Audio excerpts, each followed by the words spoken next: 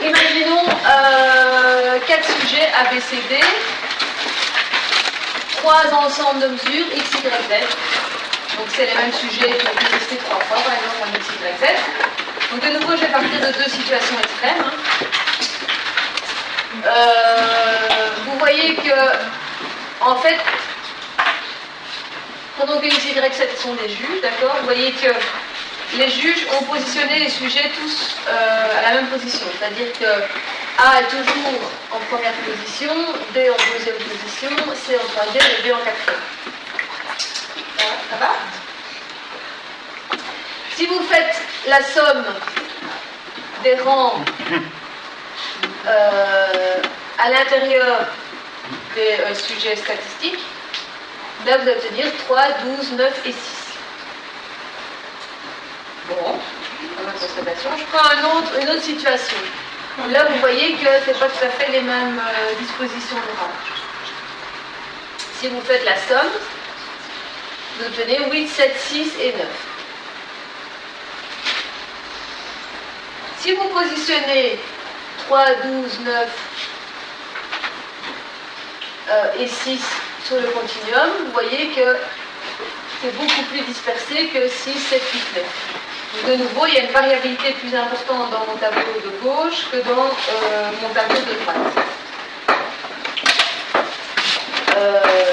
Donc là, attention, regardez bien, les rangs ont été attribués à l'intérieur de chaque colonne. Donc c'est mon juge X, il a dû donner une position à A, B, C, D. Donc il a dit, moi je mets d'abord A, puis après je mets D, puis après je mets C, puis après je mets B.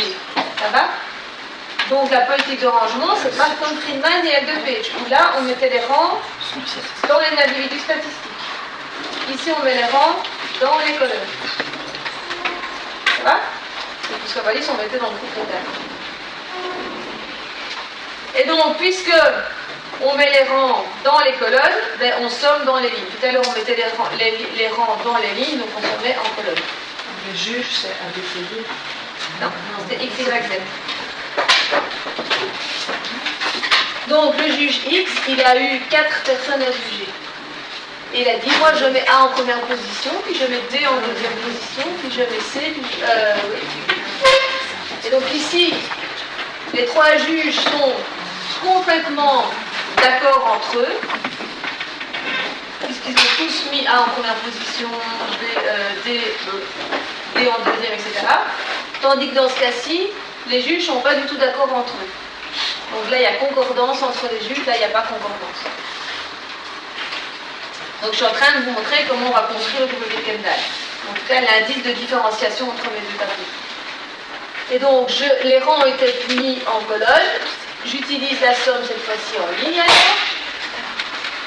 Parce que si j'utilise en colonne, c'est la même chose. 1 plus 4 plus 3 plus 2, et 1 plus 4 plus 3 plus 2, et 1 plus 4 plus 3 plus 2, et la même chose. Donc ça ne sert à rien de faire ça en colonne. Ok, on fait en ligne.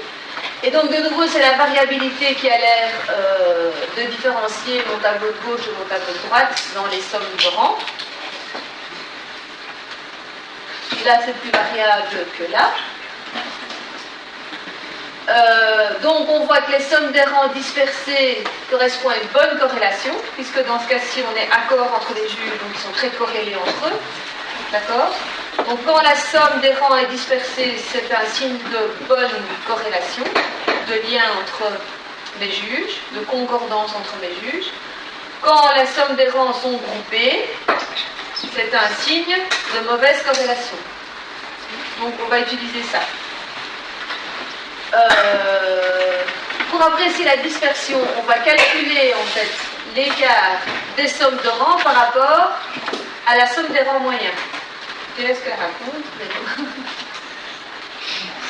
Je fais la somme de toutes mes sommes de rang. 3 plus 12 plus 9 plus 6. Et ça, je fais la même chose dans mes deux tableaux. Donc, je recalcule la moyenne. La moyenne, c'est 7,5. C'est quoi une dispersion? C'est chaque valeur par rapport à une moyenne. Donc, je vais calculer l'écart entre chaque valeur de grand R par rapport à la moyenne de ces grands R. La moyenne de ces grands R, c'est 7,5. Donc c'est 30 divisé par 4, et là c'est 30 divisé par 4. Donc, chaque grand R moins sa moyenne, c'est ce que je vais indiquer ici. Donc 3 moins 7,5, ça fait moins 4,5. 12 moins 7, moins 7,5, ça fait 4,5, j'y arriverai. 9 moins 7,5, c'est 1,5. 6 moins 7,5, ça fait moins 1,5. Voilà. Même chose de l'autre côté. La moyenne, c'est aussi 7,5. Hein. 8 moins 7,5, ça fait 2,5, etc. Les signes, là, moins et plus, ça nous embête. Et en plus, on voudrait exacerber les différences. Donc, on va mettre au carré. Donc, je mets, c'est R moins R bar au carré. Ça vous donne les valeurs qui sont là. Et puis, j'en fais la somme. J'obtiens 45 d'un côté et 5 de l'autre. Alors, on est content. On a quantifié les différences. À gauche, j'ai un grand indice qui est signe d'une bonne corrélation entre mes données. À droite, j'ai un petit indice qui est signe d'une mauvaise corrélation entre mes données.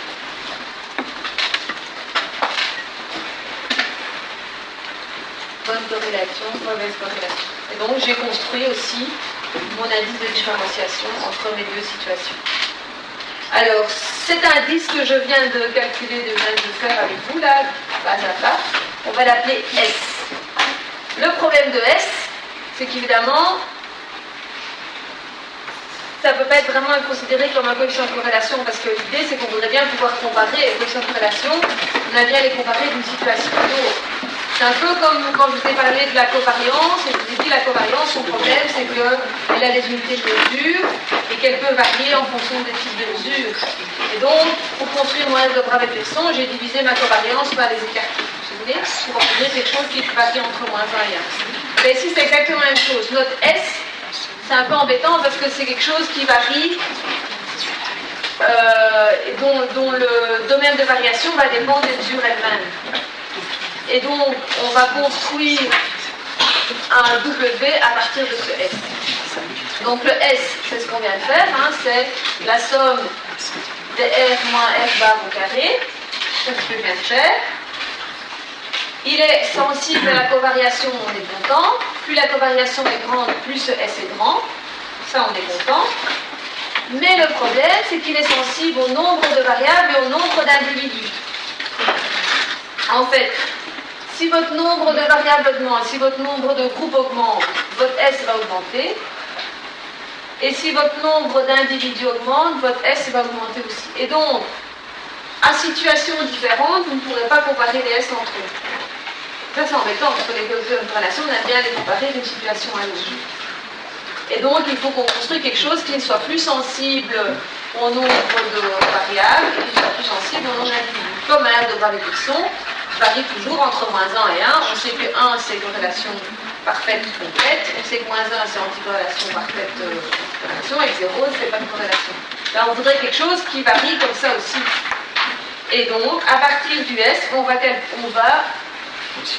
calculer un nouveau coefficient de corrélation qu'on appelle le W. Donc ceci, c'est juste une manière de faire en sorte que le S ne soit plus sensible au nombre de groupes, donc au K, ne soit plus sensible au nombre d'individus, au grand L. Et surtout, ça permet de ramener à un indice W qui varie entre 0 et 1. Donc, on est content parce qu'on obtient un coefficient de corrélation dont le domaine de variation est 0 à 1. 0, il n'y a pas de concordance. 1, il y a concordance entre mes différentes mesures, mes différents groupes, mes différents juges. Ça va? Donc attention, le Kendall entre 0 et 1. Le Kendall, ça ne peut pas être moins 1. Parce que vous ne pouvez pas avoir une anticorrélation avec plus que deux choses.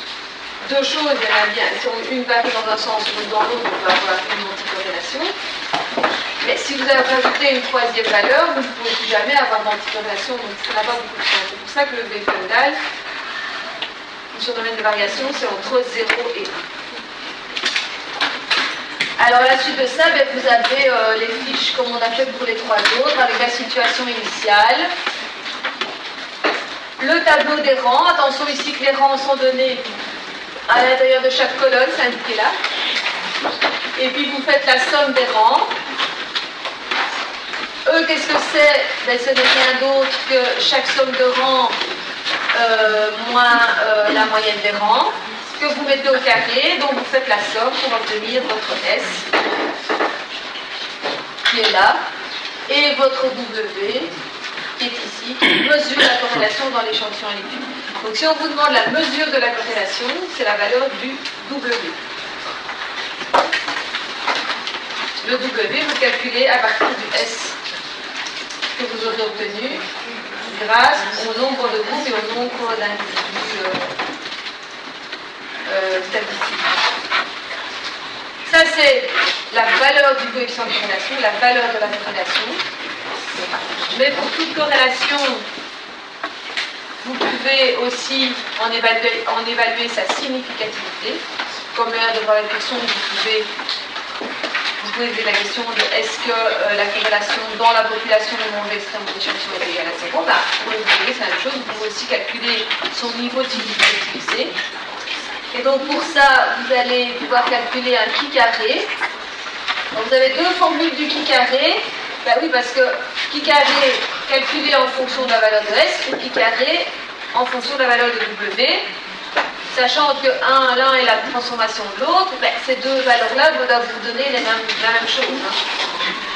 Donc soit vous calculez votre chi carré en utilisant la valeur du S, chi carré du N, soit vous calculez votre chi carré en utilisant la valeur du W. Mais ces deux chi carrés doivent être identiques puisque ce n'est plus qu'une transformation d'échelle entre le S et le W. Et puis vous allez regarder consulter la table du chi carré avec N-1 de liberté. Il faut savoir qu'il y a quand même une table du S. Donc si on ne vous demande pas la valeur de la corrélation, mais qu'on vous demande simplement sa significativité, vous pouvez vous arrêter au calcul du S, vous n'avez pas besoin d'aller calculer le W, puisqu'on ne vous demande pas la force de la relation, on vous demande simplement sa significativité. Et vous pouvez aller alors, si vous êtes dans les conditions, chercher, reporter cette valeur du S dans la table du S qui est ici.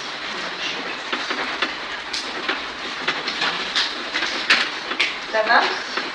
Et ici, c'est simplement aussi, j'avais fait en Excel, les deux situations de tout à l'heure, une situation où tous les juges sont en concordance, avec toutes les couleurs sont identiques pour les sujets, ou là, un exemple de désaccord complet entre les juges, et une manière de calculer la valeur du S et la valeur du W. Donc quand W vaut 1, concordance complète. Quand le W est proche de 0, c'est le bordel, il y a un désaccord contre